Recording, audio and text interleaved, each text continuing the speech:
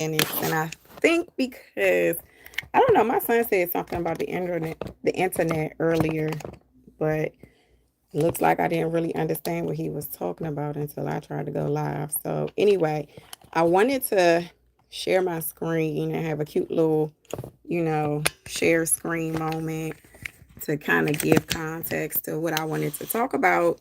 But that's not happening. So I'm just going to have to go with it. I'm just going to have to go with it. Okay, so there was several things that I saw in the media. And of course, I've been doing shorts lately, and when you do a short, you only get a very limited amount of time to talk about what you want to talk about. So 60 seconds is not enough time to talk about um, some of the things that I saw that I wanted to touch on. Um, I was trying to see if there was a screen sharing thing on here, but I guess my phone ain't got it. So anyway, welcome to the Girl Get Up podcast. I am the Aquarian Chancellor, and this is a podcast where we share our stories, business owners. We share our stories, we share our strategies in hopes that it inspires fellow entrepreneurs and business owners who are on a journey of pursuing their infinite possibilities. This business journey is not an easy one. So to have a community that supports you along your way, along your journey, or along, your path, is going to be pivotal to your success. So I share stories here. I have interviews in my library, just, go through. I do straight from a segment of the podcast called Straight from the Red Carpet, which I dig into some celebrity stories and get branding strategies from those, which is what the shorts are about. My last not interview, I'm sorry, my last podcast episode, I touched on the rebrand story of Gucci Man. I thought that was pretty good. I've got some great feedback from that. Um, so that's what I do here. I try to make the journey a light one. Like I said, it's heavy enough. It's heavy enough. So if you can have some fun along the way and learn along the way, I'm all for that. So okay, so I wanted to talk about the Sheri Shepherd show. Not specifically her show, but I was scrolling through YouTube and came across a clip of Karen Huger. Karen Huger is a Real Housewives of Potomac alumni, I guess. I believe she was on the show from the beginning. Now, I do not watch the Real Housewives anymore. The last season of any of the housewives that I watched was the Real Housewives of Atlanta. And it was this season where Phaedra and Candy and Portia by default ended up in that weird little frenemy type of thing. And I was like, I'm done with them, because that kind of gave a real live example of what the politics behind, whether you in the workplace, even on the business scene, the gossiping and, bad mouthing each other, and the things, and the things that they know about each other from the show. But that kind of gave a real live example of what it is like out here on the business journey. So I kind of, I stopped watching after that. But Karen Huger, who calls herself the Grand Dame, she's on the Real Housewives of Potomac. And if anybody knows, like, and I'm from the DMV area, so we kind of familiar with what being from the Potomac kind of represents. That high society, upper echelon. So Karen Huger, who was recently released from jail, has been having some legal issues, which stemmed from an arrest that she had back in 2024, March of 2024 to be specific. She had a single car collision or single car accident not too far from her home. And when police responded to the scene, it was apparent that she had been drinking, and they have her on body cam footage admitting that she did have some beer or whatever.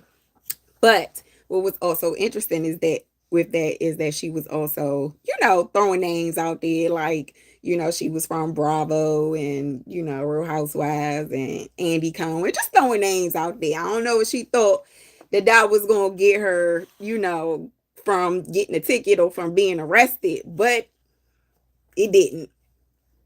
So in December of 2024, I want to say but she wasn't sentenced then, but she was charged. She was charged with the DWI. She was charged with the DUI, and she was also charged with reckless driving and a couple of other charges. I think that when the judge had dismissed the reckless driving charge, but nonetheless, she was charged. And in January of 2025, she went to a rehab facility. And shortly, I want to say, was she sentenced in December? I think that's what I wanted to say. But nonetheless, she was sentenced to 2 years with having to serve at least one of those years. So she did 6 months and she was released on good behavior. And like I said, she did go to rehab in January of 2025. Okay, so what I thought was interesting is the reason why I was bringing up the Sheri Shepherd, because the Sheri Shepherd show is because Sheri Shepherd had played a clip of Karen Huger's interview with Bravo's Andy Cohen. To me, it was like a classic, PR campaign to kind of clean up her image and everything, because like I said, that Potomac is kind of like high society, but not only that, it kind of, holds herself accountable for the decisions that she made as far as the decision to drive under the influence or whatever. So she that kind of piqued my interest. The clip that Sheri Shepherd played on her show kind of piqued my interest to dig a little bit more into how Karen is kind of positioning herself. The interview has not aired yet. It's going to air tomorrow, February 1st, on Bravo. It's going to be an exclusive interview with Andy Cohen, which we all know he kind of facilitated the beginning of the Real Housewives franchise, and it made him very successful in that space. Nonetheless, it's going to be an exclusive interview between Andy and Karen, and she's going to be telling her side of the story. There are some things that she want to clean up, which is the reason why I wanted to pay a little, close attention to the clip. Because as we talked about in the Gucci Man episode, and I also did an episode on Lizzo,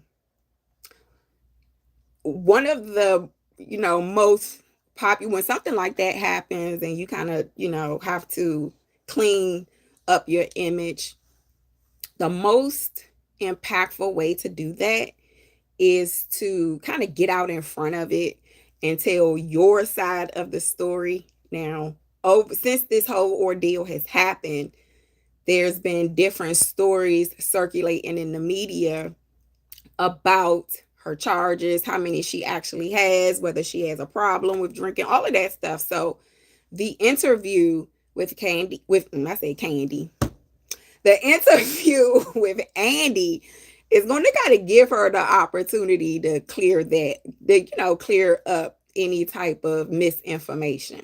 Okay, so she's getting out in front of it.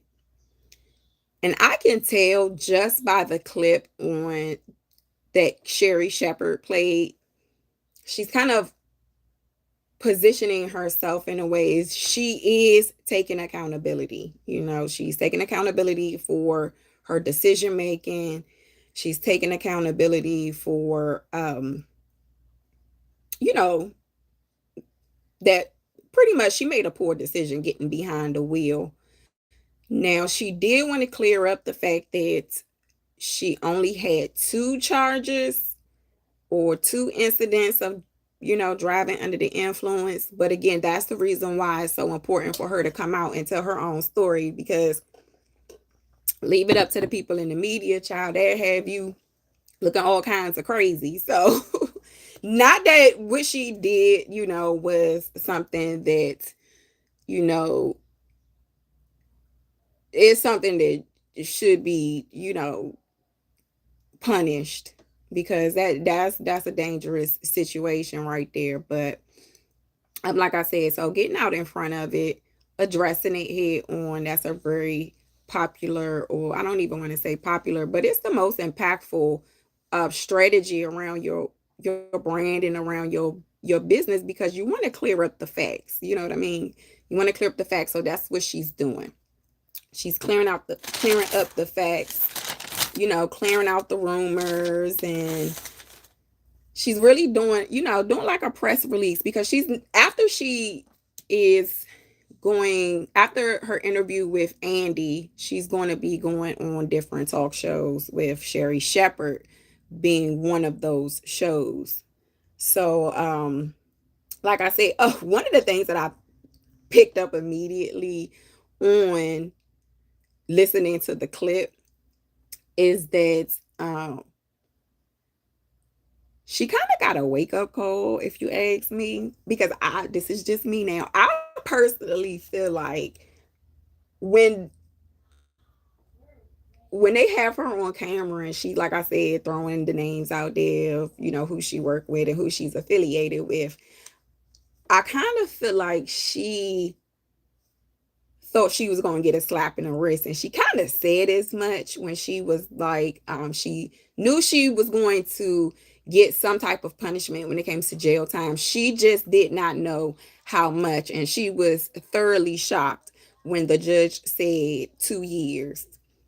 So I kind of feel like that was her reality. Like, girl, you might be out on TV and everything like that, but that don't mean that you beyond punishment when it comes to stuff like that. So, I don't want to say I'm kind of glad, but because I feel like that's, everybody shouldn't be glad that somebody goes to jail. But I will say I would agree. I'll say it that way. I would agree with the judge that made that decision, because it kind of sets the tone for anyone who might think that they are above the law in any type of way, just because you in the media, or just because you get some type of media attention.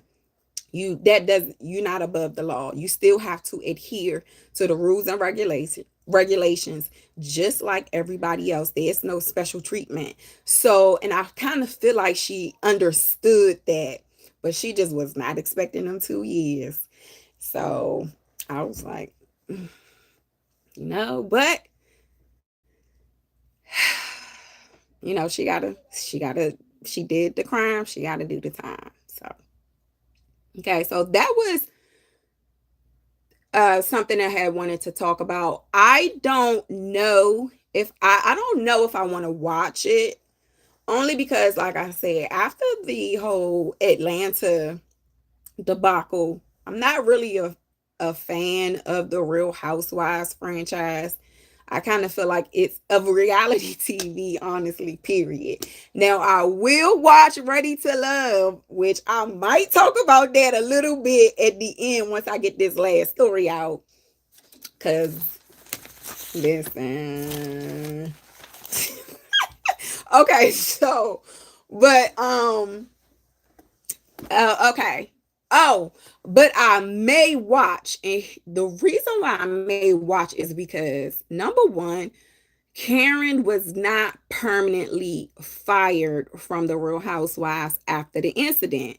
She kind of set out season 9 because of the situation. She had to do time or whatever like that, but she wasn't permanently put on ice, which I don't know if that would, I don't know about that. Uh, I will say this, she would not be the first to get in some type of trouble like that. So I'm wondering if that's kind of why. But you got to be fair all the way across the board. But I don't know. I might tune in. Um the last thing that I wanted to talk about, which was another strategy that I thought was kind of apparent watching the Sheri Shepherd, the clip that Sheri Shepherd, that seemed like a tongue twister, Sheri Shepherd clip. Uh, the clip that Sheri Shepherd played on her show. Got it. What I also noticed, because like I said, Karen is going to be on her show on the 12th, but Bravo is kind of like ramping up the audience to kind of get them prepared and kind of get them, anticipating watching the interview on Bravo. Now, what Bravo did was they curated specific clips for high impact platforms such as Sheri Shepherd's. Now, when you think about that, someone who will watch Sheri Shepherd's show, her talk show, is more than likely someone who would watch the Real Housewives of Potomac. So they're kind of shopping those clips around, getting people up and talking about it, just like I am, in preparation for the interview. So I thought that was interesting. And then, like I said, then Sheri announced that Karen would be on her show. So Karen, she's officially on her rebrand press tour to kind of clean up the image, address any type of rumors, set the facts straight, and try to, what I think it would be really good for her. This is just my personal opinion. There are so many women out there who you would never think of that struggles with alcohol addiction. I kind of feel like this just me, Karen, talking to you now. You ain't got to listen to me. But I kind of feel like if you started some type of initiative or some type of campaign of trying to reach that audience, and when I say women, I mean women of all, demographics across the board, white, black, I don't think that the demographics matter when it comes to alcohol addiction, any type of addiction. But it's women who are mothers, who are, functioning alcoholics, who don't even sometimes realize that they have a problem with alcohol. They come home, they do everything they're supposed to do, but once they get their kids in the bed, it's mommy juice time. And after a while, you don't realize that you have a problem. So, I feel like that would be the perfect opportunity for Karen to kind of develop a campaign around addiction. I think that she would be the perfect candidate. Her situation, because she been through something. She been through a challenge with it. So that right there would trigger that emotional connection with somebody who might be trying to figure out in their minds if they have a problem. Okay, so that's just me, Karen. You ain't got to take my advice, but I think it might be a good tip.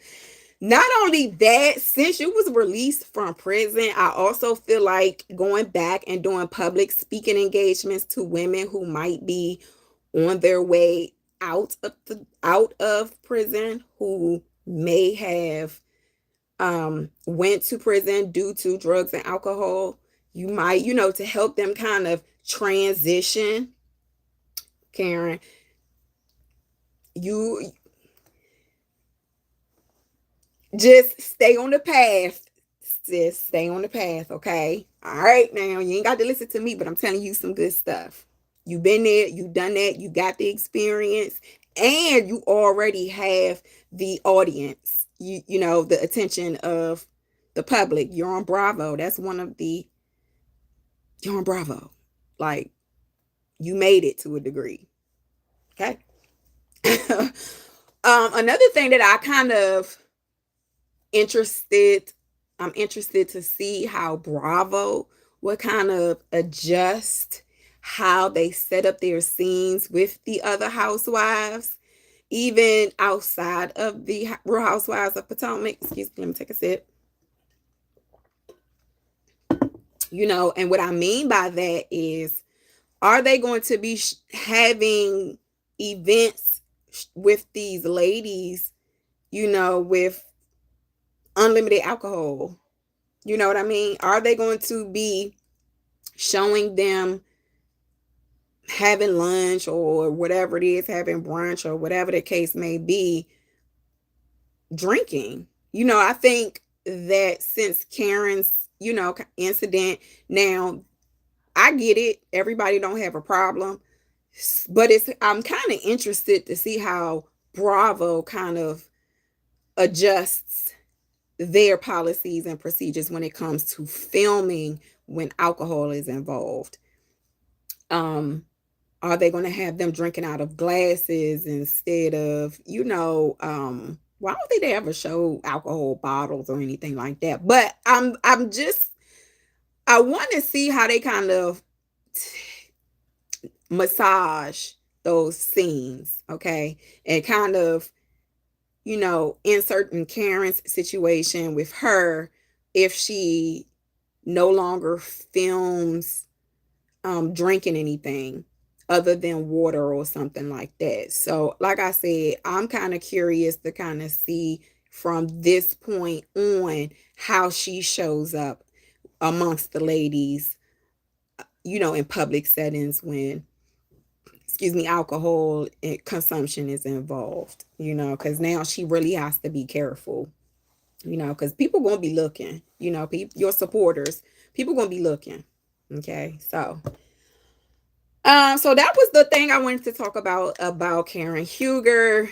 Kind of a little bit about Sheri Shepherd and Bravo and I keep wanting to call this man Candy. No offense, Candy. I'm sorry. Okay, so the other topic that I wanted to touch on a little bit, it's nothing really, really big. It's just a little bit about typecasting a little bit. My girl, Miss Regina Hall, who is from the DMV like me, okay, she is more so known for being a comedic actress. Well, I saw yesterday that is changing. Okay. She is going to be starring in a psychological thriller opposite Adam Driver, I believe, in a Netflix thriller, Rabbit. It's so Adam Driver is going to be, I think he's going to kind of like the bad guy. He's someone who takes people or holds a group of people hostage. And so Regina Hall will be the negotiator, working with Adam Driver in this psychological cat and mouse, chess match. So I'm interested to see her in that role. Like I said, she's always been typecasted into this comedic actress with a little bit of drama. Um, I want to say so she started off doing the scary movies franchise that was developed by the Wayans brothers. She started off doing that and she did excellent. Regina Hall is so funny to me. I feel like she's one of the funniest actresses in Hollywood because she's naturally funny. And what I mean by that is she's being herself, but being yourself is hilarious. So, she kind of, that's what she gives me. But you can tell she has a lot of depth to her as an actress, but we never get to see it because she's always stuck in that, comedic role. She's, very funny, very funny. But I myself, I'm happy for her. I'm happy to see her expand past that. And I want to see how she does in this dramatic film. She recently she worked with Tiana Taylor on what is that movie called? I just had it in my head. I just had it in my head. But One Battle After Another. That's what it is. Thank you. She recently she played in that movie, which from my understanding was like a action thriller with a hint of comedy. So she didn't veer too far off from her origins as a comedic actress. But this role here, Rabbit, is going to be so far different from how we know her today. So like I said, I am happy for her. She is here from the DMV. So that said, Regina Hall, if you see this, I got a question for you.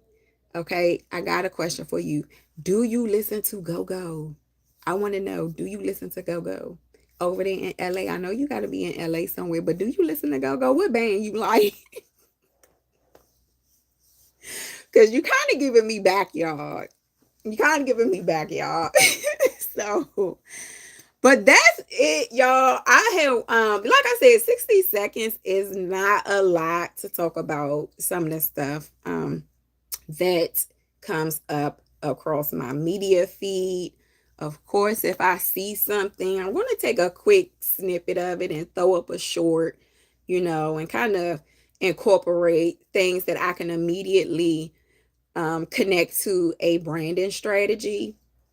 And, I'll just, continue to do my shorts and try to post videos. I was thinking about doing a video on an AI tool that I recently discovered doing a training that helps because I have a how-to guide in my stand store. And once I discovered this tool, it kind of helped out with, let me go back for a second. I have a stand store and which I sell my digital project. Lord. I have a stand store where I sell my digital products. I have a monthly planner for women that is very good with productivity, helping you outline your goals. Let me tell you, January has been so successful for me. This is my planner. Okay. And I actually like be using it. So I have my quarterly goals, January, February, and March. So as you can see, child, January, I done got some stuff written down of things that I had wanted to accomplish in the month of January. But anyway, I got my calendar and then I got my weekly action list of things that I wanted to do over the 4 weeks of January. So I'm just showing you guys that. And of course, at the end, because this is really for business owners and aspiring entrepreneurs. If you are looking for income generating ideas, like if you just want to supplement your income, I'm sorry, it's in the book. If you want to supplement your income, there are some productivity ideas and some income generating ideas that are for, like I said, people who want to supplement your income, if you, especially if you have a little creative flair to yourself. If you like to hop in Canva and create, which is, we women, we like to do stuff like that, and it kind of gets your brain, you know exercise your brain a little bit. You can do that. You can create calendars, you can create templates, and then you can sell them in a online stores such as Shopify, Stand Store, which I do have an affiliate link. So if you would like a discount on your first month of your Stand Store, I'm going to put the link in the description so you can go ahead and do that on me. I think it's like, say 14 days free or something like that. Anyway, but I got off track. But the reason why I brought up my Stand Store is because I in addition to my monthly planner, I also have a how-to guide for conducting a brand analysis, and it walks you through five six steps, I'm sorry, 6 steps and 6 activities that helps you flesh out the details of understanding your brand, understanding your tone, understanding your core competencies, understanding the psychology of your brand, associating it with your mission, your vision, and your goals. Okay, so when I went to this training, they introduced an AI tool, another tongue twister. They introduced an AI tool that developed a social media campaign based on my website, and it helped dig into the details of your brand DNA. So I'm thinking about doing a quick little tutorial strictly for my aspiring entrepreneurs who are looking to develop their brands and looking for strategies to kind of, like I said, flesh out the details. So if you're interested in that, just kind of let me know in the the chat, the comments. Let me know in the comments, and I'll go ahead and record that and post that up for you guys. Other than that, thank you for hanging out with me. I scared the dog. Thank you for hanging out with me here on the Girl Get Up podcast. And just like I do on all of my episodes, I just wish you all a safe and warm, evening, I guess. And I will see you next episode. Take care, everyone.